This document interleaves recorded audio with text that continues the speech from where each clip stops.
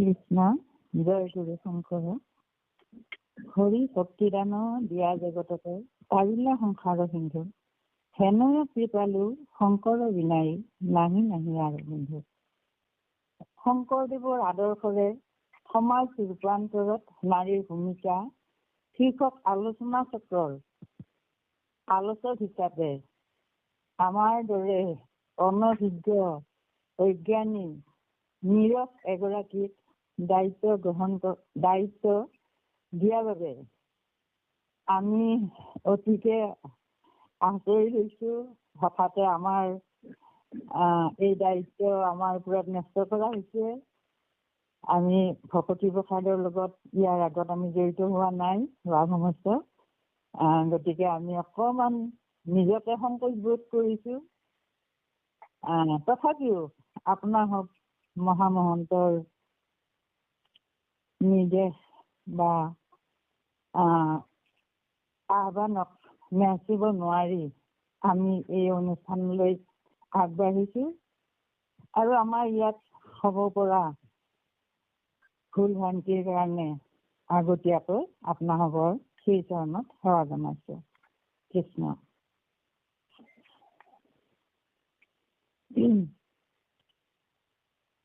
আমি এই বিষয়টো আলোচনা কৰিবলৈ যোৱাৰ আগতে যিহেতু শংকৰদেৱৰ আদৰ্শৰে সমাজ ৰূপান্তৰত নাৰীৰ ভূমিকা এই শীৰ্ষক আলোচনাটো আগবঢ়াবলৈ যোৱাৰ আগতে আমি গুৰুজনাৰ কথা অলপ আলোচনা কৰিব লাগিব। গুৰুজনানো কোন?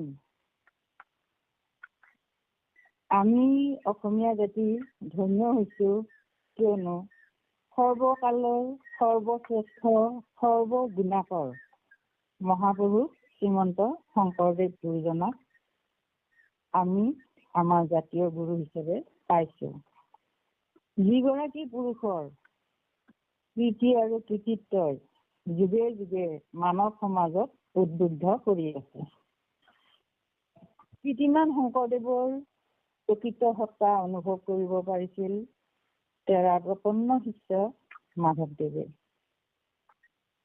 সেয়েহে তেওঁ লিখি গৈ গৈছে, জয় গুৰু শংকৰ সৰ্বগুণাকৰ যাৰ কেৰি নাহিকে উপাম তোৰ হাৰি চৰণকো ৰেণীহঁতকো অতি বাৰেক কৰোঁ প্ৰণাম। এই গুৰুজনা আমি যদি চাওঁ বিশ্বৰ বা ভাৰতবৰ্ষৰ অন্যান্য ধৰ্মগুৰুসকলৰ লগত যদি আমি তুলনা কৰিবলৈ যাওঁ তেতিয়াহ'লে আমি অনুভৱ কৰোঁ বা আমি উপলব্ধি কৰিছো যে অন্য গুৰুসকল ধৰ্মগুৰুসকল কেৱল ধৰ্মগুৰুৱে আছিল, আচলতে অকল ধৰ্ম বা আধ্যাত্মিক কথাৰেই গুৰু আছিল। কিন্তু আমাৰ গুৰু শংকৰদেৱ তেখেত কিহত নাছিল? আমাৰ গুৰু শংকৰদেৱ আছিল বিদগ্ধ পণ্ডিত, শাস্ত্ৰজ্ঞ, কবি, সাহিত্যিক, সংস্কৃতিৰ গুৰু বুলি কওঁতে তেখেতে একেধাৰে গীতিকাৰ, সুৰকাৰ, নৃত্যকাৰ, অভিনেতা, তাৰোপৰি তেখেত আছিল চিত্ৰশিল্পী। এই একেগৰাকী গুৰুৱে আছিল সাম্যবাদীৰ ধ্বজাবাহক আৰু বিপ্লৱী সংস্কাৰক। গতিকে এইগৰাকী গুৰুৰ চৰণত আমি সেৱা লৈ তেওঁৰাই দেখুৱাই যোৱা আদৰ্শসমূহ আমি যদি আমাৰ সমাজত মানি চলিব পাৰো তেতিয়াহ'লে আমাৰ সমাজখনে এক ৰূপান্তৰৰ পথত অগ্ৰগতি হ'ব। সেই কথাটো আমাৰ একেবাৰে আমি অতি বিশ্বাসেৰে বা অন্তঃকৰণেৰে আমি লৈছো। আমাৰ গুৰু শংকৰদেৱৰ যিটো আদৰ্শ সেই আদৰ্শ আমাৰ সমাজত প্ৰতিফলিত হ'লেই আমি আমাৰ সমাজখনক নৰূপত আমি দেখিবলৈ পাম। আমি যদি গুৰুজনাৰ আদৰ্শৰ কথা, গুৰুজনাৰ আদৰ্শনো কি আছিল, যিহেতু গুৰুজনাৰ আদৰ্শৰে সমাজ ৰূপান্তৰত নাৰীৰ ভূমিকা শীৰ্ষক আলোচনা এইটো। গতিকে গুৰুজনাৰনো আদৰ্শ কি আছিল সেই বিষয়েও মই অকণমান এটা আলোচনা কৰিব খুজিছোঁ। আমাৰ গুৰুজনাক কেন্দ্ৰ কৰি শ্ৰীমন্ত শংকৰদেৱ গুৰুজনাক কেন্দ্ৰ কৰি যিখিনি পৰিৱৰ্তন হৈছে সেই পৰিৱৰ্তনৰ আটাইতকৈ লক্ষণীয় কথা হ'ল তেখেতৰ প্ৰচাৰিত বৈষ্ণৱ মাৰ্গৰ অনুগামীসকলৰ মাজতে তেখেতৰ ধৰ্মটো সীমাবদ্ধ নাছিল। তেখেতৰ অৱদান সম্পৰ্কে গ্ৰহণ কৰিব পৰা ব্যৱস্থা যিটো আছিল জাতীয় সংহতিৰ বাবে অত্যন্ত অনুকূল। এই সৰ্বকালৰ সৰ্বশ্ৰেষ্ঠ সৰ্বগুণাকৰ শ্ৰীমন্ত শংকৰদেৱে অসমত জন্মগ্ৰহণ কৰি অসমীয়া জাতিক গঠন কৰি থৈ গৈছে। মহাপুৰুষজনৰ সাৰ্বজনীন আদৰ্শৰাজি পালন কৰিব পাৰিলে অসমীয়া জাতি নিজেও ধন্য হ'ব আৰু মহা সংকটৰ পৰা মুক্ত পাব। ঘোৰ এন্ধাৰৰ কলীয়া ডাৱৰ গুচাই পোহৰৰ বাট ওলাই যিগৰাকীয়ে গঢ়ি তুলিছিল অসমীয়া জাতি, সেইগৰাকীৰ আদৰ্শ আমি নিশ্চয় ল'ব লাগিব। যেতিয়াই ধৰ্মৰ নামত অধৰ্ম, সংস্কৃতিৰ নামত দুষ্কৃতি, পূজাৰ নামত বলি বিধান আদি নানা ধৰণৰ অশান্তি অক্ৰিয়াই অসমখন খানি ধৰিছিল, তেতিয়াই মানৱতাৰ মুক্তিৰ বাবে আবিৰ্ভাৱ হোৱা মহাপুৰুষ শংকৰদেৱে সত্য সনাতন ভগৱান শ্ৰীকৃষ্ণৰ আদৰ্শৰে জীৱন কৰিছিল ধন্য। একশৰণ হৰিনাম ধৰ্ম প্ৰচাৰাৰ্থে তেখেতে বলি বিধানৰ বিৰুদ্ধে বা আসুৰিক কাৰ্যসমূহৰ বিৰুদ্ধে সংগ্ৰাম কৰিছিল। ধৰ্ম প্ৰচাৰৰ লগে লগে ঐক্য সংহতি সাহিত্য সংস্কৃতিৰ বাবে বিভিন্ন ব্যৱস্থা হাতত লৈছিল। এইগৰাকীয়ে আমাৰ গুৰু শংকৰদেৱ, যিগৰাকীয়ে বিশ্ব ভাতৃত্ববোধ আদৰ্শৰে উচ্চ নিচ জাতি বৰ্ণ নিৰ্বিশেষে ধৰ্ম প্ৰচাৰ কৰিছিল। বিভিন্ন জাতি উপজাতিক সামৰি বৰ অসম গঢ়িবলৈ চেষ্টা কৰিছিল। মহামানৱ মহাত্মা গান্ধীয়ে অস্পৃশ্যতা বৰ্জনৰ যি পন্থা হাতত লৈছিল, গুৰুজনাই মহাত্মা গান্ধীতকৈ 500 বছৰৰ বেছি আগতে সেই পন্থা গ্ৰহণ কৰিছিল।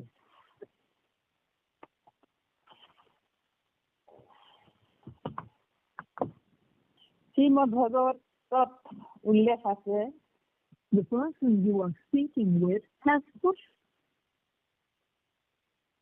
জাতি অন্তৰ্জাতি আতি সবাকো পবিত্ৰ কৰে সমস্ত প্ৰাণীৰ মনোনীত আতি অপ্ৰয়াসে তাৰ সকলো পাতক সাৰ পঢ়িও হেনয় প্ৰায়চিত্ত। মহাপুৰুষৰ আদৰ্শত গঢ়ি উঠা অসমীয়া সমাজত জাতি বৰ্ণৰ পাৰ্থক্য নাই। গাৰুৰ গোবিন্দ, নগাৰ নৰোত্তম, জয়ন্তীৰ মধাই, পেটৰ দামোদৰ, কছাৰীৰ ৰাম, বনিয়াৰ হৰিদাস, মুছলমানৰ চামহাই আদি ভকতসকল আৰু নিজ জাতিৰ ৰাধিকা সতী জানো ইয়াৰ উদাহৰণ নহয়। সাম্যমতীৰ ধ্বজাবাহক গুৰুজনাৰ আদৰ্শ সেয়ে চিৰ প্ৰৱহমান। সমাজ সংস্কাৰক শংকৰদেৱৰ কৃতিত্বই সমন্বয় সংহতিৰ মালা গাঁঠি অসমখনক একতাৰ দোলেৰে বান্ধি পেলালে। জাতি উপজাতিৰ ক্ষুদ্ৰ চিন্তা পৰিহাৰ কৰি বিশ্বৰ সকলো লোককে অমৃতৰ সন্তান পূবা নৰলোক বুলি সম্বোধন কৰি আপোন বুলি আঁকোৱালি ল'বলৈ শিক্ষা দিয়া মহাপুৰুষ শ্ৰীমন্ত শংকৰদেৱ সাৰ্বজনীনতাৰো প্ৰতীক। কৃষ্ণ, আমি গুৰুজনাৰ আদৰ্শ সম্পৰ্কে আৰু দুষাৰিমান কথা ক'ব খুজিছোঁ। সমাজত বৰপীৰা পাৰি বহি লোৱা যিটো অন্ধবিশ্বাস কুসংস্কাৰ, শোষণ পীড়ন আদিৰ পৰা মুক্ত কৰি সত্য সুন্দৰৰ পথলৈ আনিবলৈ সংগ্ৰাম কৰি যোৱা শংকৰদেৱৰ আদৰ্শ নিশ্চয় সৰ্বজন গ্ৰহণীয় বুলি আমি স্বীকাৰ কৰিব লাগিব। উচ্চ নীচ সকলোকে সমদৃষ্টি পোষণ কৰা গুৰুজনাই ব্ৰাহ্মণৰ চাণ্ডালৰ নিৰ্বিচাৰী কুল দাতাত চৰত যেন দৃষ্টি এক কুল দৃষ্টিভংগীৰে যিটো শিক্ষা দিছিল, মানৱ জাতিক যিটো শিক্ষা দিছিল, অকল মানৱ জাতিক এই শিক্ষা দিয়াই নহয়, জীৱ জন্তু পশু পক্ষীৰ প্ৰতিও গুৰুজনাৰ যিটো দয়া মমতা আছিল, সেয়াই গুৰুজনাৰ আদৰ্শ আৰু অকমান সমৃদ্ধ কৰিছে। সকলো প্ৰাণীক দেখিবেক আত্মহম, চিন্তাৰ শ্ৰীমন্ত শংকৰদেৱৰ আদৰ্শত আমি পাইছো বিশালতা আৰু উদাৰতা আৰু মানৱতা। আমি গুৰুচৰিতৰো বিভিন্ন কাহিনীত এই কথাবিলাক পাইছো। গুৰুজনাৰ যিটো উদাৰতা, মানৱতা, জীৱ জন্তুৰ প্ৰতি থকা প্ৰেম, এই কথাবিলাক আমি পাই আহিছো। মানৱ সেৱাই প্ৰকৃত ধৰ্ম বুলি শিক্ষাদান কৰা শংকৰদেৱে এই আদৰ্শ নিজ কৰ্মৰ জৰিয়তে ৰূপায়ণ কৰিছিল। সমস্ত ভূতকে দেখিবেক আত্মহম, উপায় মধ্যত ইটো আতি মুখ্যতম। সমস্ত ভূত প্ৰাণীকে আত্মহম জ্ঞান কৰিব পৰা মানৱতাৰ সৰ্বোচ্চ অনুশীলন প্ৰতিফলিত হয় গুৰুজনাৰ আদৰ্শত। শাৰীৰিক শক্তি, সৌন্দৰ্য আৰু নিৰোগী জীৱনৰ বাবেও গুৰুজনাই শৰীৰ চৰ্চা, ব্ৰহ্মচৰ্য, যোগাভ্যাস আদি সকলো পালন কৰিছিল আৰু ভক্তসকলকো সেই তাহানিতে এই আদৰ্শত উপনীত হবলৈ উদ্বুদ্ধ কৰিছিল। চিহ্নযাত্ৰা ভাওনাৰ জৰিয়তেও ফুল তাল নিৰ্মাণ কৌশল, বৃন্দাবনী বস্ত্ৰৰ জৰিয়তে পাট শিল্পৰ অভিনৱ কৌশল আদিৰে গুৰুজনাই কৰ্ম সংস্কৃতিৰো আদৰ্শ দাঙি ধৰিছিল। অসমৰ প্ৰথম গৰাকী আধুনিক মনৰ ব্যক্তি আছিল আমাৰ গুৰু শংকৰদেৱ। গুৰুজনাৰ সুউচ্চ ভাৱাদৰ্শ আৰু নীতি শিক্ষাই আধুনিকতাৰ নিদৰ্শন। গণতান্ত্ৰিক চেতনাবোধ, ধৰ্ম নিৰপেক্ষ দৃষ্টিভংগী, ব্যক্তি সত্তাৰ প্ৰতি সন্মান প্ৰদৰ্শন, চিন্তা চেতনাত বৈজ্ঞানিক মানসিকতাৰ প্ৰতিফলনে আধুনিকতাৰ ভাৱাদৰ্শ প্ৰকাশ কৰিছে। গুৰুজনাৰ ধৰ্ম, সাহিত্য, সংস্কৃতিৰ দিশটো এৰিও অন্যান্য বিশাল ভাৱাদৰ্শৰ মহাপুৰুষজনাৰ আদৰ্শত সাৰ্বজনীনতা প্ৰকাশ পাইছে, যাৰ বাবে গুৰুজনাৰ প্ৰাসংগিকতা আমি আমাৰ ব্যক্তিগত কিংবা সমাজ জীৱনৰ কোনোটো দিশতে আমি অস্বীকাৰ কৰিব নোৱাৰো। আমি সেইকাৰণে গুৰুজনাক জানো, গুৰুজনাক জানি আহিছো। তেওঁ এগৰাকী দীপ্তিমান পুৰুষ, যাৰ দীপ্তিৰে আলোকিত হয় সৰ্বযুগৰ সৰ্বকালৰ মানৱ সমাজ। আমি যিহেতু এই বিষয়বস্তুটো গুৰুজনাৰ আদৰ্শৰে সমাজ ৰূপান্তৰত নাৰীৰ ভূমিকা, এই শীৰ্ষক বিষয়টো লৈছো, গতিকে নাৰীৰ স্থিতি সম্পৰ্কেও আমি অকণমান আলোচনা কৰিব বিচাৰিছো। প্ৰভুসকল, আমি যদি সভ্যতাৰ সোণালী পোৱা বৈদিক যুগৰ পৰা আমি লক্ষ্য কৰো, বৈদিক যুগৰ পৰা যদি আমি অধ্যয়ন কৰো, তেতিয়া আমি দেখিবলৈ পাইছো বৈদিক যুগৰ নাৰীসকল আত্মমৰ্যাদা সম্পন্ন আছিল। তেওঁলোকে পুৰুষৰ সমানে সকলো কাৰ্যতে সম অধিকাৰ লাভ কৰিছিল। সেই সময়তে তেওঁলোকে বেদ অধ্যয়ন কৰিছিল, হোমাগ্নি প্ৰজ্বলিত কৰিছিল,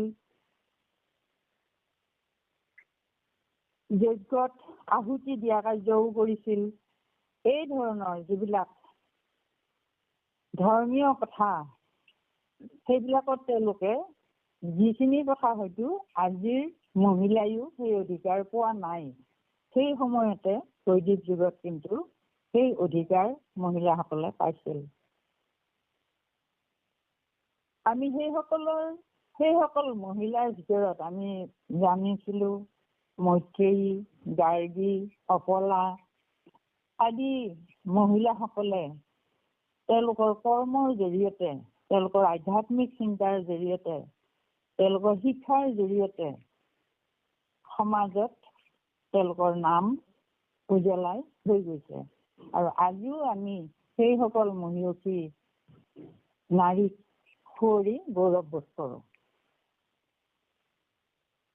তাৰপিছতে লাহে লাহে কিন্তু আমাৰ নাৰীসকলৰ যিটো সম অধিকাৰ, যিটো আত্মমৰ্যাদা, সেইটো লাহে লাহে অৱদমিত হ'ব ধৰিছিল।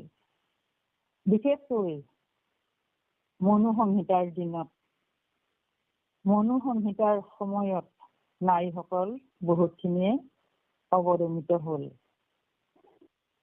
নাৰীসকলৰ নিজৰ স্বতন্ত্ৰতা, নিজৰ স্বাধীনতা একোৱেই নোহোৱা হ'ল। সেই সময়ৰ নাৰীসকলক কেৱল সন্তান জন্ম দিয়া আহিলা হিচাপেহে গ্ৰহণ কৰিছিল। বেদ শাস্ত্ৰ পঢ়া নাৰীসকলৰ লগতে শূদ্ৰসকলৰো অধিকাৰ নাই বুলি সেই শাস্ত্ৰত লিখা আছিল। গতিকে সেই মহিলাসকল এটা সময়ত যেতিয়া কম বয়সত থাকে, শিশু অৱস্থাত, সেই সময়ত পিতৃৰ অধীন, গাভৰু অৱস্থাত বা বিয়া বাৰুৰ পিছত স্বামীৰ অধীন আৰু বৃদ্ধ বয়সত পুত্ৰৰ অধীন, সেইখিনি হোৱাৰ বাহিৰে নিজাকৈ, সেই অধীনত থকাৰ বাহিৰে নিজাকৈ কোনো চিন্তা শক্তি অধিকাৰ পোৱা নাছিল। সেইকাৰণে সেই সময়ৰ নাৰীসকল আকৌ বহুত পিছুৱাই গ'ল। সেই বৈদিক যুগৰ নাৰীসকলৰ যিটো সভ্যতা সংস্কৃতি আছিল, তাৰ পিছতে বহুতখিনি অৱদমিত হৈ গ'ল। তাৰপিছতে ৰাজনৈতিকে হওক, সামাজিকে হওক, বিভিন্ন বিদেশী আক্ৰমণে হওক, এইবিলাক কাৰণতো নাৰী সত্তা আগবাঢ়িব পৰা নাছিল। কিন্তু বৈষ্ণৱ যুগৰ পৰা নিষ্প্ৰভ হৈ থকা সেই মহিলা শক্তি আকৌ আগবাঢ়িল। তেওঁলোকে যিটো নাৰীৰ মানসিক উৎকৰ্ষ সাধন, ধৰ্ম সাধনা, ধৰ্ম প্ৰচাৰ আদি পঞ্চদশ শতিকাত সেই নাৰীসকলৰ দ্বাৰা পুনৰ সপ্ৰধিক হৈ উঠিল। অৱশ্যে ত্ৰয়োদশ শতিকাৰ পৰা ভাৰতবৰ্ষত প্ৰচলন হোৱা ভক্তি আন্দোলনৰ আৰম্ভণিতে নাৰীসকল ইমান আগবঢ়া নাছিল। কিন্তু পঞ্চদশ শতিকাৰ শেষৰ ফালে অসমত বৈষ্ণৱ আন্দোলনে গা কৰি উঠে আৰু এই আন্দোলনৰ নেতৃত্ব দিছিল সৰ্বগুণাকৰ শ্ৰীমন্ত শংকৰদেৱে। শ্ৰীমন্ত শংকৰদেৱ গুৰুজনাই তেওঁৰ অনুপম সৃষ্টি সাহিত্য, সংগীত, নৃত্য আৰু অভিনয়ৰ মাজেদি সৰ্বসাধাৰণৰ বোধগম্য হোৱাকৈ বৈষ্ণৱ ভক্তি আন্দোলনৰ প্ৰৱৰ্তন আৰু প্ৰচাৰ কৰে। সমাজৰ জাতি, বৰ্ণ, ধৰ্ম নিৰ্বিশেষে সকলোৰে প্ৰতি তেওঁৰ সমান মনোভাৱে তেখেতৰ মানৱতাবোধৰ পৰিচয় দাঙি ধৰে। আজিৰ পৰা 500 বছৰৰ আগতেই শংকৰদেৱে শ্ৰীশুদ্ধ সৰ্বলোকে বুজিব পৰাকৈ ধৰ্ম প্ৰচাৰ কৰি আধ্যাত্মিক আমোলাতন্ত্ৰৰ বিৰুদ্ধে বিদ্ৰোহ কৰিছিল। শংকৰদেৱে বিশেষকৈ স্ত্ৰীসকলক কেৱল ধৰ্ম চৰ্চা কৰাৰ সুযোগ দিয়াই নহয়, স্ত্ৰীসকলো যে মানুহ আৰু মানুহ হিচাপে তেওঁলোকৰ মৰ্যাদা আৰু স্বাধীনতাও যে ৰক্ষা হোৱা উচিত, এই কথাও গুৰুজনাই তেখেতৰ ৰচিত অনুপম সাহিত্যৰাজিৰ মাজেৰে প্ৰকাশ কৰিছে। আমি এইখিনিতে আমি ক'ব পাৰোঁ গুৰুজনাৰ ব্যক্তিগত জীৱনেই হওক বা সাহিত্য অনুপম সাহিত্যৰাজিৰ মাজেৰেই হওক তেওঁ নাৰীসকলৰ যিটো চেতনা, নাৰীসকলৰ যিটো শক্তি, সেই কথাটো প্ৰকাশ কৰিছিল। নাৰীসকলৰ যিটো মমতা, নাৰীসকলৰ যিটো ধৈৰ্য, শক্তি বা অন্যান্য গুণসমূহ তেওঁ নাৰী চৰিত্ৰৰ মাজেৰে প্ৰকাশ কৰিছিল। গুৰুজনাই তেওঁৰ জীৱনৰ পটভূমিত, ব্যক্তিগত জীৱনৰ কথা কৈছোঁ, জীৱনৰ পটভূমিৰ পৰিৱৰ্তন কৰা The person you are speaking with has put your call on. খেৰসূতীৰ তেওঁৰ জীৱনৰ আটাইতকৈ জীৱনত অৰিহণা যোগোৱা সেই আইতাগৰাকী আছিল খেৰসূতী। যিগৰাকী আইতাই গুৰুজনাক সেই 12 বছৰ বয়সত পঢ়াশালীলৈ নোযোৱা, 12 বছৰ বয়সলৈ পঢ়াশালীলৈ নোযোৱা গুৰুজনাক কৈছিল জ্ঞানীসকলক সৰ্বদেশে পূজে, কিন্তু এই মন্ত্ৰীসকলক নিজৰ দেশতহে পূজে। গতিকে জ্ঞানী হ'বলৈ যত্ন কৰা উচিত। আৰু সেই যিটো কালজয়ী কথা আইতাই কৈছিল, মৰম চেনেহেৰে লালন পালন কৰিলেও আইতাৰ মনত যিটো ভাৱ আছিল, সেই ভাৱটোৰে গুৰুজনাৰ মনত এটা প্ৰতিক্ৰিয়া হৈছিল আৰু লগে লগেই তেওঁ পঢ়াশালীলৈ গৈছিল। আৰু আমি সকলোৱে জানো আমাৰ অসমীয়া জাতীয় জীৱনৰ আটাইতকৈ সমৃদ্ধ যিগৰাকী গুৰু, সেই গুৰুগৰাকীক আমি পাবলৈ সক্ষম হ'লো একমাত্ৰ খেৰসূতী আইৰ দ্বাৰা। আৰু এই খেৰসূতী আইক গুৰুজনাই জীৱনৰ শেষ সময়লৈ প্ৰতিটো মুহূৰ্ততে আইগৰাকীক মনত ৰাখিছিল। আইগৰাকীৰ অৰিহণাক, আইগৰাকীৰ যিটো সেৱা, আইগৰাকীৰ যিটো সেৱাৰ মনোভাৱ আছিল, সেই কথা সদায় শ্ৰদ্ধাৰে সুঁৱৰিছিল। নাতি হলেও সেই নাতিৰ পৰা আইগৰাকীয়ে এই ধৰ্ম গ্ৰহণ কৰিছিল। এই কথাটো এটা আমি আচৰিত পাইছিলো। চন্দৰী আই যদিও ধাই, সেই চন্দৰী আইৰ পৰাও গুৰুজনাই শিক্ষা গ্ৰহণ কৰিছিল। একেদৰে ৰাধিকা সতীক যিটো নাৰী মুক্তিৰ প্ৰথম বাটকটীয়া হিচাপে ৰাধিকা সতীক তেওঁ সমাজত এখন ভাল আদৰ্শ দেখুৱাই সমাজত স্থাপন কৰিছিল। এই ধৰণৰ কথা কিছুমানে ব্যক্তিগত জীৱনতো গুৰুজনাই নাৰীসকলক কি ধৰণে সন্মান কৰিছিল সেই কথাটো প্ৰকাশ কৰিছে। আকৌ লেখকসকলৰ বা সাহিত্যিকসকলৰ যিটো সৃষ্টি, সেই সৃষ্টিবোৰেই হয় তেখেতসকলৰ জীৱনৰ দাপোন স্বৰূপ। আমাৰ গুৰুজনাৰ যিখিনি অনুপম সৃষ্টি আছিল, সেই অনুপম সৃষ্টি ধাৰাটো আমি সেই কথাই জানিবলৈ পাৰো। গুৰুজনাৰ যিখিনি কাব্য, নাটক, অনুবাদ সাহিত্য, বৰগীত, সকলোতে নাৰীক যি ধৰণে অংকিত কৰিছিল, সেয়াই সমাজ জীৱন আলোকিত কৰি আছে। হৰিচন্দ্ৰ কাব্যৰ শৈব্যাৰ পৰা উত্তৰাখণ্ড ৰামায়ণৰ প্ৰতিবাদী সীতালৈ বা পত্নী প্ৰসাদৰ এই বিপ্ৰ নাৰীসকলৰ পৰা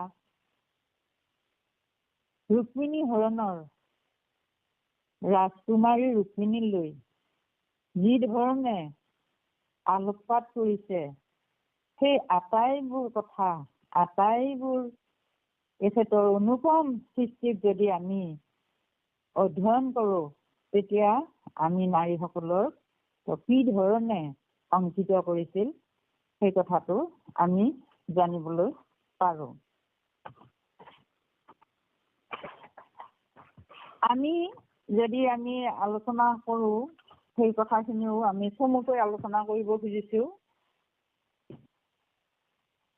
গুৰুজনাৰ ব্যৱহাৰিক জীৱনেই হওক সাহিত্য কৰ্মৰ মাজেদিয়ে হওক নাৰীৰ প্ৰতি যিটো দৃষ্টিভংগী আছিল সেই দৃষ্টিভংগীটো অতি শ্ৰদ্ধাশীল আছিল।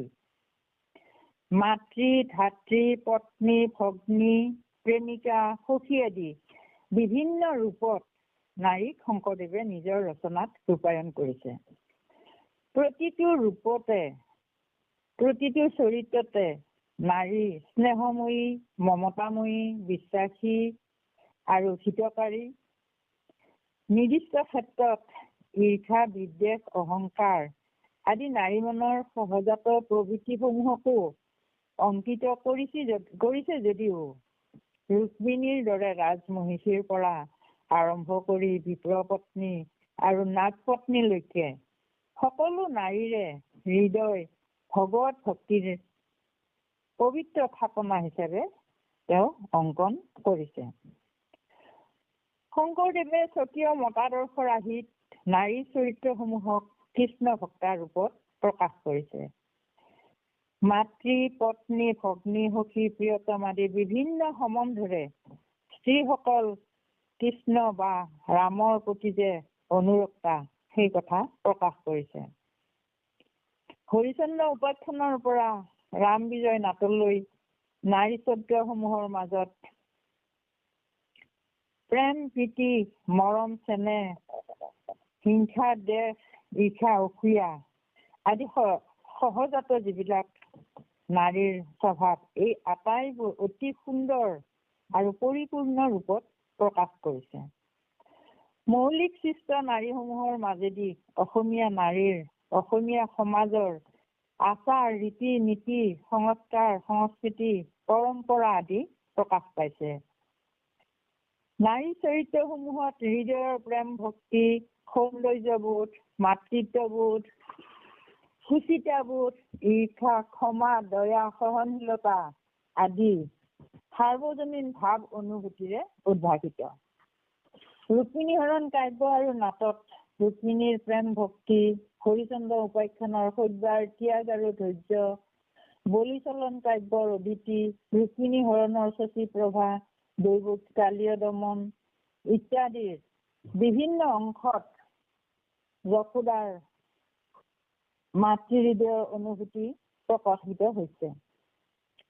পাৰিজাত হৰণৰো সত্যভামা চৰিত্ৰ শশী আদিত নাৰীৰ ঈৰ্ষাভাৱ প্ৰকট হৈছে।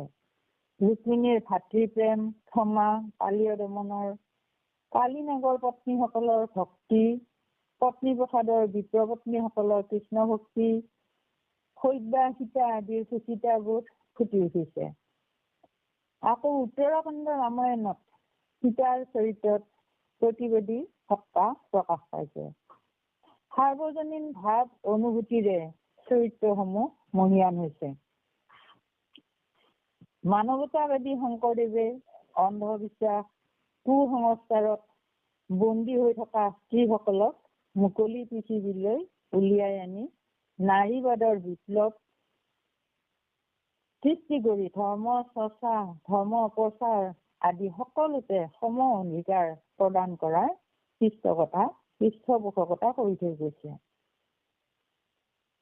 শ্ৰীমন্ত শংকৰদেৱ গুৰুজনাৰ আদৰ্শৰে প্ৰতিষ্ঠিত শ্ৰীমন্ত শংকৰদেৱ সংঘত নাৰী পুৰুষৰ সম অধিকাৰ প্ৰত্যক্ষ কৰিলে গুৰুজনাৰ মহান আৰু উদাৰ দৃষ্টি অনুমান কৰিব পাৰি।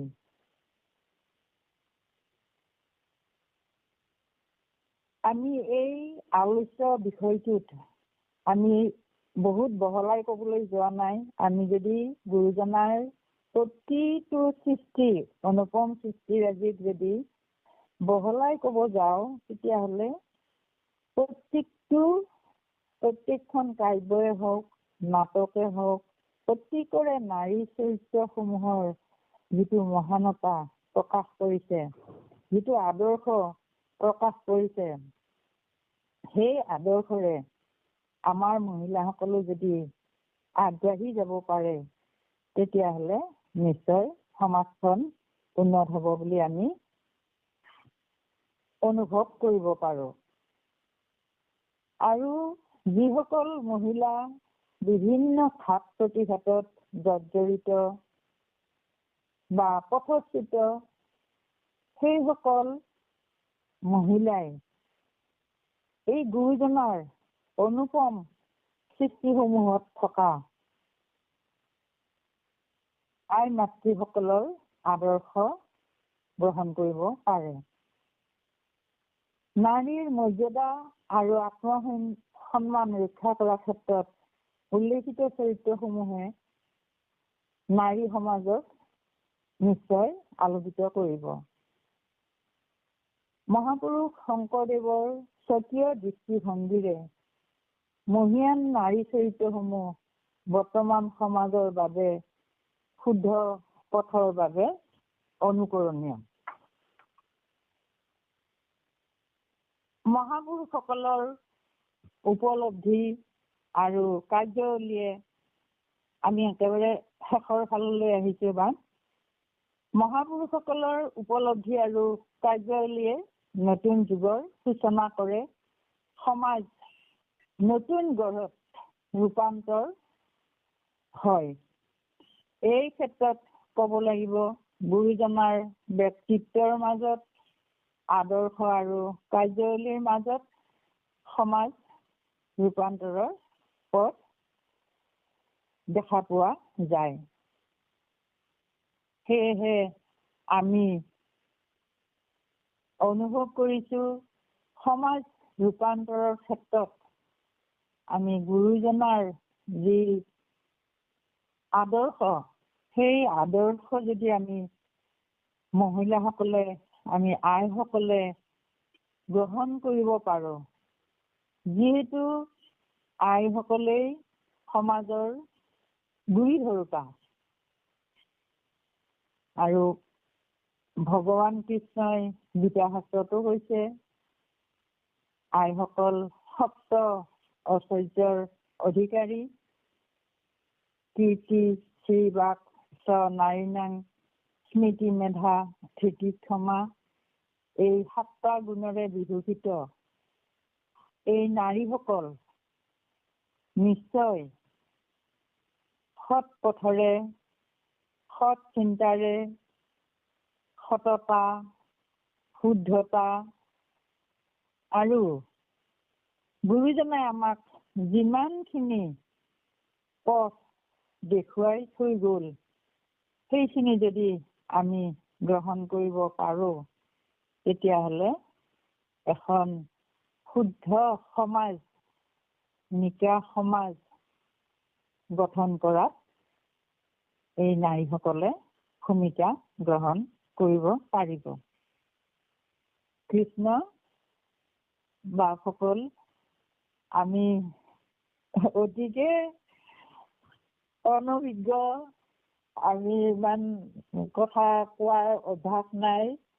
আমি কেতিয়াবা কিবা লিখো, লিখা মেলা কৰোঁ, কিন্তু কথা কোৱাৰ ক্ষেত্ৰত আমাৰ একেবাৰে অভিজ্ঞতা নাই।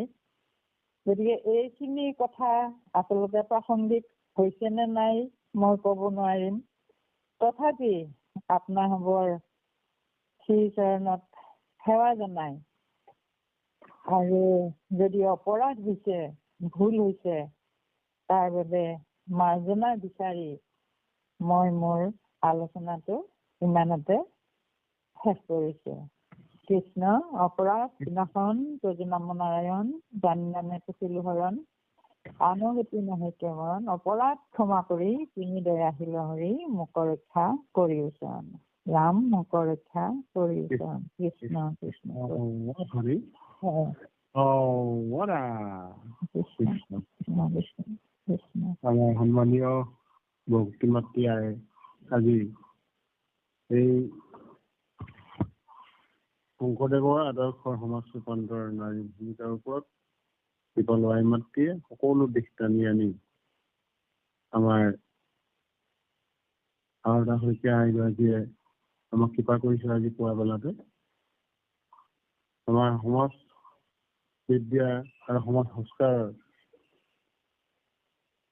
সতীৰ চৰিত্ৰসমূহ ৰাধিকা আইকে আদি কৰি হৰিচন্দ্ৰ ৰজা শইকীয়া লক্ষ্মী আইৰ পৰা আদি কৰি গুৰুজনাৰ নাৰীৰ প্ৰতি যি শ্ৰদ্ধা, পিতাই পত্নী প্ৰসাদ, নাৰীৰ চৰিত্ৰৰ মহিয়ান চৰিত্ৰবিলাকৰ কথা কৈ সত্ৰ ঐশ্বৰ্য অধিকাৰী কৃপালু আই মাতৃসকলৰ কথা কৈ গুৰুজনাৰ আদৰ্শৰে আদৰ্শিত হ'বৰ কাৰণে আমাক আইগৰাকীয়ে খুব কমটি সময়ৰ ভিতৰতে সকলোকেইটা নাৰীৰ চৰিত্ৰ সকলোকেইটা আদৰ্শ টানি আনি আমাক কৃপা কৰিছে।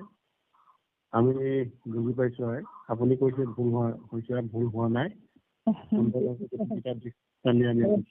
আজি মই প্ৰথম এনেকে কৈছো, মানে মই সেইকাৰণে অলপ ভয়ো খাই আছো। মোৰ অভ্যাস নাই আচলতে এনেকে বিশেষকে মানে ফোনত এনেকে একেবাৰে মোৰ অভ্যাস নাই, সেইকাৰণে মই অলপ ভয় খাই আছো। আজি পৰিৱেশটো খুব শান্তি হৈ আছে, খুব ধুনীয়া হৈছে, 15 বছৰ হৈছে খুব সুন্দৰভাৱে। আমি প্ৰভু অভয়পদ বংগলৈ সেৱা থৈছো। আপোনাক প্ৰভু সদায় গুৰু ধৰ্ম প্ৰচাৰ প্ৰসাৰ আৰু অধিক সাফল্য লাভ কৰিলে পৰম পুৰুষে সদায় সুস্বাস্থ্য দি ৰাখক, গৃহস্থী পৰিয়ালটো প্ৰভুৱে কৃপা কৰি ৰাখক। এই প্ৰভু অভয়পদ বংগলৈ সেৱা ধৰিলো। আৰু এই আজি গুৰুজনাকে আদি কৰি এই চৰিত্ৰসমূহ সমস্ত সিদ্ধ পুৰুষসকলক আপুনি আলোচনা চক্ৰৰ দ্বাৰা এই নাৰীৰ আদৰ্শৰ ওপৰত যি কথা কৈ গুৰুজনাকো লগত লৈ শব্দ বৰ্মৰে সকলোখিনি বিলাই দি কিবা কৰিলে। এইখিনি কৰিব জানো যদি কোনোবাখিনি অপৰাধ হৈছিল, সৰ্ব অপৰাধখিনি কৰিব পাৰে পদপংকজ শ্ৰী হৰিচৰণে আমি সমৰ্পণ কৰিছো। কৃষ্ণ কৃষ্ণ কৃষ্ণ। আমাৰ